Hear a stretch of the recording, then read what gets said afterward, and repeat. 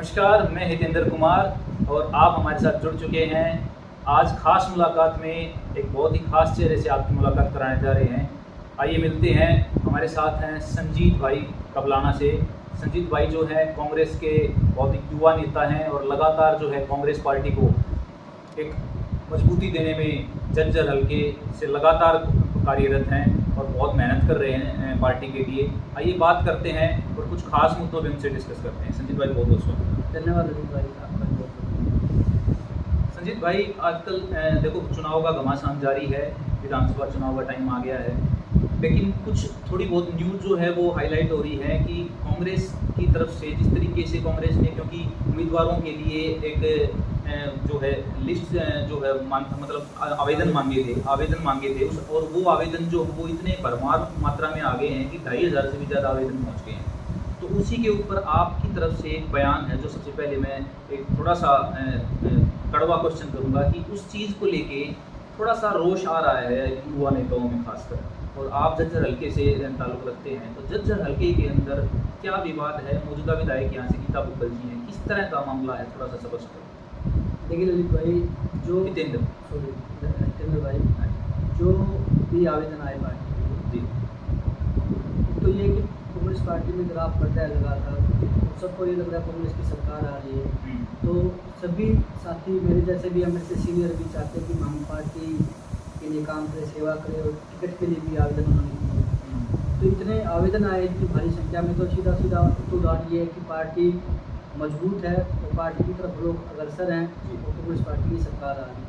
जहाँ तक बात है कि इतने आवेदन होने के बाद नुकसान हो सकता है, ऐसा कतई नहीं है, क्योंकि हर युवा या फिर जैसे कोई आवेदन करता है वो ये चाहता है पार्टी पहले और पार्टी की सेवा उनके लिए सब सर्वप्रथम है। लेकिन जहाँ इस तरह की बात जो आपने मेरे से पूछी, इस तरह की समस्या वहीं आ रही है जहाँ विधायक कार्यकर्ताओं को या आवेदनकर्ताओं को दुश्मन समझते हैं या विरोधी समझते हैं, अपना नहीं समझते। अगर अपना समझें तो सबका अधिकार है, हर एक पार्टियों में आवेदन होते हैं या नहीं होते, तो बहुत होते हैं, सब फिर मिलकर काम करते हैं एक आदमी के लिए जिसको भी टिकट मिलती है। लेकिन जब ये कुछ विधायक ऐसे हैं, विशेषकर झज्जर में, तो यही मैं कहूँगा झज्जर के विधायक बोलों को तो मुझे पता नहीं, वो ऐसे हैं कि भाई टिकट मांगने वाला ही कोई ना हो, मैं ही रहूं, और एक बार भी ये प्रयास ना किया जाए कि मैं जो और भाई आवेदन करता है उनसे ये कहूँ भाई आप लोग प्रयास करो, मुझे टिकट मिलेगी तो आप लोग मेरी मदद करना, आप लोगों का समय आएगा तो मैं आप लोगों की मदद करूँगी ना, ऐसी सोच नहीं। उनको ये कहना ये तो कांग्रेस ही नहीं है, इस चीज़ का सबको दुख है। ये कैंडिडेटों का अपमान नहीं, हर उस समाज का अपमान है जिनका वो प्रतिनिधित्व करते हैं। तो विधायक जी की मंशा और ये सोच ये दर्शाती है कि उन पर इतनी बड़ी विग्रह होने के बाद भी उनकी सोच बहुत छोटी है, न्यूनतम सोच है, उनकी मानसिकता ये दर्शाती है कि आपको करना तो ये चाहिए कि ठीक है भाई, कोई नाराज़गी है, कोई बात है तो बैठ के बात करो, मेरे से कोई बात है मेरे से करो, तुम्हारी कोई बात है मेरे से रखो। लेकिन नहीं, ऐसा नहीं, ऐसा प्रयास नहीं। वो तो केवल ये कह रही कि ये टिकट मांगने के लायक ही नहीं है, ये तो भाई ऐसे लाइन में आई कैसे गए, झज्जर में तो केवल मैं हूँ। ये आज से नहीं, वर्षों से ये उनकी प्रथा चली आ रही है। कोई भी हमारा ऐसे समाज का भाई आता है टिकट मांगने के लिए, उसको साइड लाइन किनारे कर इतना मजबूर कर दिया जाता है, उसको या तो शिकायत पे शिकायत झूठी सच्ची, या फिर उसको इस तरह से मजबूर कर दिया जाता है कि भाई वो मजबूर होकर पार्टी छोड़ जाए। लेकिन मैं ऐसा नहीं करूँगा, कांग्रेस पार्टी में रहकर ही अपना काम करूँगा, कांग्रेस पार्टी के लिए जिंदा था। क्योंकि आज राहुल गांधी जी हमारे इस तरह के नेताओं में खड़गे साहब, हुड्डा साहब, बाबरिया जी, भूपेंद्र हुड्डा जी, सब ने तरीका अपनाया कि सर्वे के आधार पर टिकट मिलेगी, तब हमारा हौसला बना कि हमें भी टिकट मिल सकती है, तब हमने अप्लाई किया था। अगर हम कांग्रेस ही ना होते तो हम अप्लाई कैसे करते, हमारा अप्लाई भी नहीं हो पाता, संगठन महासचिव का पद भी नहीं मिल पाता, किसी और भाई का जिलाध्यक्ष का पद नहीं मिल पाता, किसी को प्रदेश महासचिव का पद नहीं मिल पाता। ये सभी पदाधिकारी जो आवेदन करें उनको कांग्रेस नहीं बता रही, क्यों? सिर्फ अपने स्वार्थ में कि मेरी टिकट के आगे भाई, ये तो कहीं भी नहीं टिकती ये बात, तो ये सीधी बात हुई बात है, और कोई बात। और हम तो टिकट चाहती है, हम चलो मैं कंपटीटर हूँ आपका, आप जो भाई हमारे और समाज के जो टिकट भी मांग रहे हैं उनसे कौन से ठीक मुँह से बात कर रही हैं, उनसे भी आप अच्छे से बात नहीं कर रही। तो जिस तरीके से अब जो विधानसभा चुनाव, देखो लोकसभा चुनाव बहुत अच्छा निपटा, यहाँ से देवेंद्र हुड्डा भारी मार्जिन से जीते, लगातार जो है विधायक उनके साथ थे, लेकिन फिर भी कहीं ना कहीं दीपेंद्र हुड्डा का चेहरा ही जो है वो यहाँ पे उभर के सामने आ रहा है कि दीपेंद्र हुड्डा। अब विधानसभा चुनाव के अंदर जो स्थिति आ रही है वो ये आ रही है कि झज्जर हल्के की हमारी जो 4 सीट है, जिसमें बेरी और अपनी झज्जर जो मेन सीट है हल्के की, उसके अंदर एंटी इनकम्बेंसी का जो एक मतलब प्रकोप सा दिखाई दे रहा है कि यहाँ से जो है नाराज जनता जो है वो विधायकों से नाराज है। इस नाराजगी का और फिर उसके बाद आपसी कलह, इस चीज़ों का क्या इफेक्ट पड़ने वाला है, क्योंकि चुनाव तो बिल्कुल सर पे आ गया है। लोकसभा चुनाव में सबने मेहनत की, दिन रात मेहनत की, अच्छे परिणाम आए।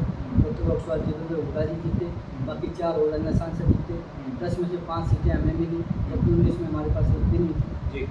मेहनत वर्कर की मेहनत थी, अगर वर्कर को आप रुष्ट कर दोगे तो मेहनत कौन करेगा। दीपेंद्र हुड्डा जी सबके लिए काम करते हैं, हर वर्ग का सम्मान करते हैं, हर एक गरीब मजदूर की आवाज़ उठाते हैं, इसलिए सबने उनको तन मन धन से सहयोग किया, दिन रात उनके लिए मेहनत की। लेकिन विधायक जी ने कहा कि ये लोग कांग्रेसी नहीं है और मेरा विरोध करने वाले राहुल गांधी जी का विरोध कर रहे हैं, भूपेंद्र हुड्डा जी का विरोध कर रहे हैं। दीपेंद्र हुड्डा भाई, आप अपने आप को इतना उनके समक्ष कैसे खड़ा कर सकते हो? क्या आप राहुल गांधी जी के बराबर हो? क्या आप चौधरी भूपेंद्र हुड्डा जी के आप बराबर अपने आप को तोल रहे हो?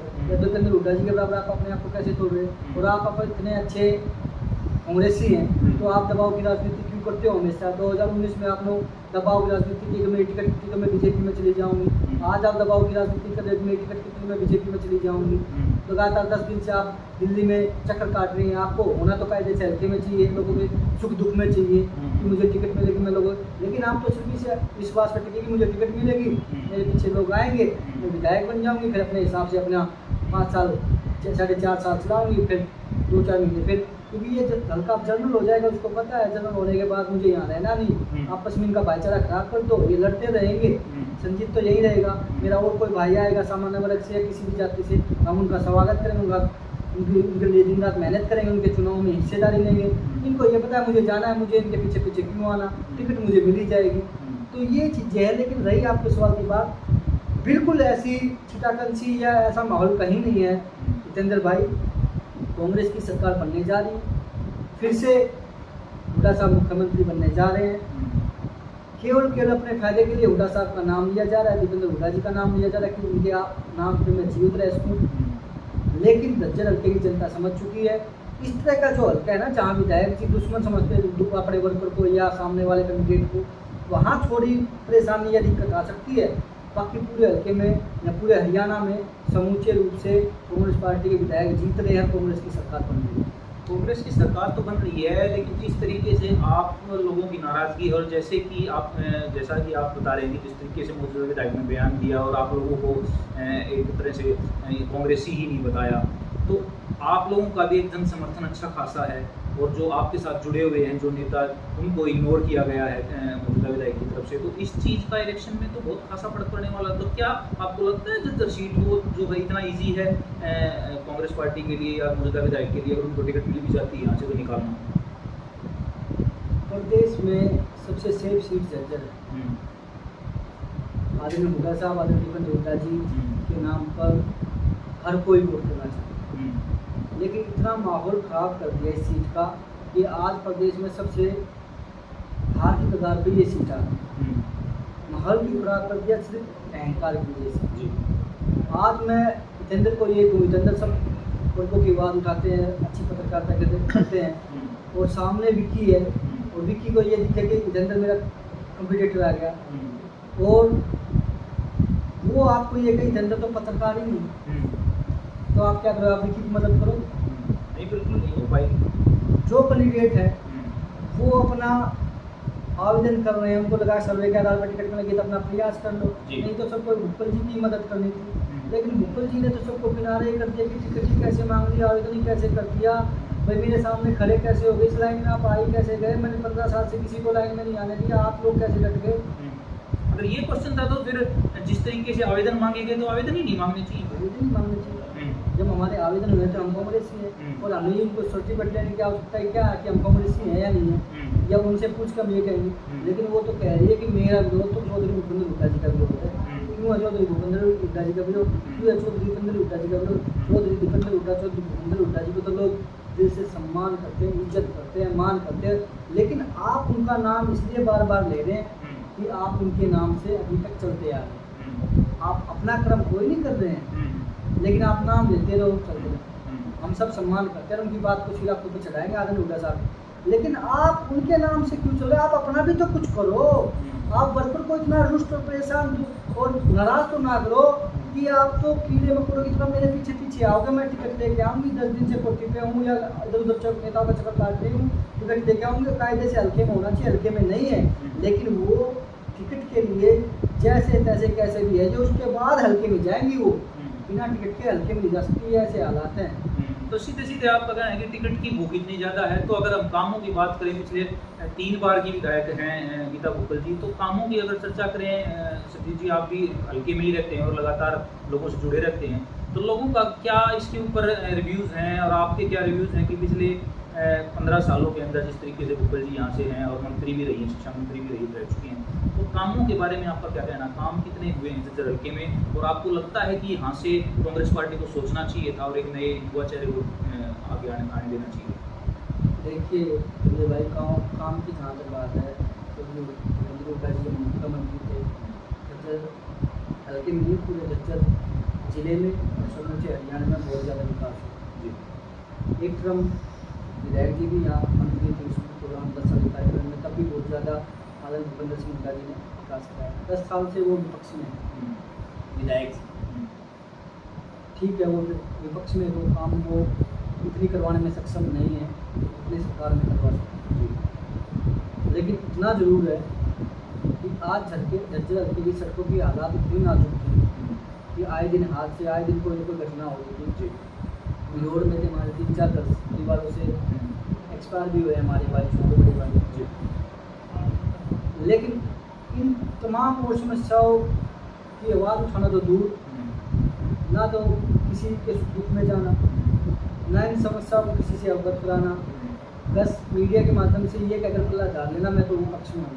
ठीक, आप विपक्ष में हैं, आप नहीं कर सकते, लेकिन आप सरकार को मजबूर तो कर सकते हो। आप ग्राउंड लेवल पर जाकर आप इतना मजबूर करो सरकार को, एडमिनिस्ट्रेशन को कि भाई ये काम करो, नहीं तो मैं धरने बैठ जाऊँगी। मैं यही हल्के का प्रतिनिधित्व करती हूँ, क्योंकि वो लड़के चोट क्या कहती है, मेरा हल्का मेरा, वो खुद कहती है। जी जी जी। तो अगर आपका हल्का है तो आप यहाँ ग्राउंड लेवल पर आकर उनकी समस्याओं से अवगत कराओ, प्रशासन को, सरकार को। आप उन समस्याओं को लोगों को दिखाओ कि हाँ ठीक आप विपक्ष में, लेकिन उनको इतना मजबूर तो करो कि आप आवाज़ कब उठाओगे। आप कुछ दिन से जब उनको लगा कि यहाँ और कैंडिडेट आ गए हैं, तो 3-4 महीने से लोकसभा चुनाव के बाद से पहले से तब उन्होंने थोड़ा प्रयास किया कि मैं हल्के में रहूँगी, तो वो हल्के में भी नहीं थी। तो ये तमाम चीज़ें हैं। तो काम की ज़्यादा बात मैंने बताया, उधर साल के दौरान काम है, मौजूदा सरकार में कोई काम नहीं हुई। तो अब स्थिति आपको क्या लग रही है कि एक छोटा सा एक क्वेश्चन और मैं करना चाहूँगा, जिस तरीके से बीजेपी पार्टी ने क्रीमी लेयर का जो मुद्दा उठाया है, उसके ऊपर एक और बयान आए हैं तो हमारे सूत्रों से कि भाई जिस तरीके से रिजर्वेशन जो सीट है, रिजर्व सीट्स हैं जो झज्जर की जैसे रिजर्व सीट है, तो वहाँ से रिजर्व जो मौजूदा विधायक हैं वो भी 3 बार यहाँ से बन चुकी हैं, तो उनको नए युवा को, मतलब उनको अपनी ताकत दिखाने के लिए जनरल सीट से भी लड़ सकती है वो, क्योंकि वो यहाँ से 3 बार जीत चुकी हैं। उनको एक नए युवा चेहरे को मौका देना चाहिए। एक भाई क्रीमी लेयर उन पे भी तो लागू होनी चाहिए, वो लगातार यहाँ से रिजर्व सीट पे लड़ रही है, तो एक बार जनरल सीट पे भी तो लड़े। ये चीज़ भी तो देखो, उनको लगता है भाई मैंने काम कराया है और मेरा एक फेस वैल्यू है, तो वो ताकत वो दूसरी सीट पे भी दिखा सकती है। यहाँ पे किसी भी युवा को भी मौका दिया जा सकता है। वो तो बड़ी लीडर है, कहीं से भी लड़ सकती है, कहीं से भी जीत सकती है जी, नो डाउट, और उनको कहीं से भी लड़ाया जा सकता है। बिल्कुल।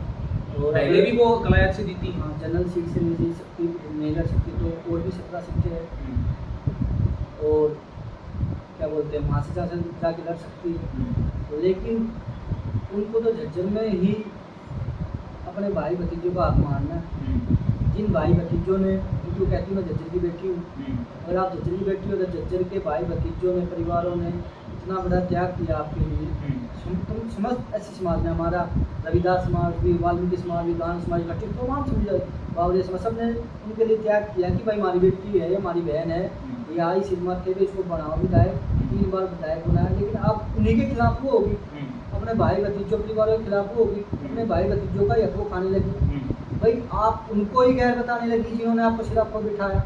तो मगर जब उन्होंने त्याग कर दिया, आपको बुआ मानकर, आपको बहन मानकर कि हमारी बहन है, कोई ना इसको बनाओ, हमारी बुआ इसको बनाओ, लेकिन आप भाई भतीजे प्रयास करना चाह रहे हैं, आप ये आना चाह रहे हैं कि बहन हमारी बुआ, आपने बहुत हमारा मान सम्मान रखा, तो आप लोग भी अब उनका कम से कम ना छीनो, उनका अधिकार भी आप उनको दो। बिल्कुल तो बिल्कुल। ये चीज़ें उनको सोचनी चाहिए, लेकिन वो है ऐसा सोचेंगे। तो अब जो है जिस तरीके से माहौल बन गया है और टिकट जो है आजकल में जिस तरह हो सकता है कि सितंबर के फर्स्ट वीक में भी जा सकता है टिकट घोषणा में, जिस तरीके से न्यूज़ आ रही है, तो अब जो है संजीव कबलाना क्या एक्शन लेंगे अगर टिकट उनको, देखो जिस तरीके से कांग्रेस पार्टी की या हुड्डा साहब का बयान आया है कि मौजूदा विधायक की टिकट नहीं कटेगी, ये एक बयान आया है अभी नहीं पीछे, जैसे कुलदीप वत्स के लिए जो लोग जो उम्मीदवार थे जिन्होंने आवेदन किए थे वो पहुंचे हैं मीटिंग के लिए और उन्होंने कहा, तो उन्होंने बोला है कि मौजूदा विधायक की टिकट नहीं कटेगी। तो चलो असमंजस की स्थिति है अभी भी,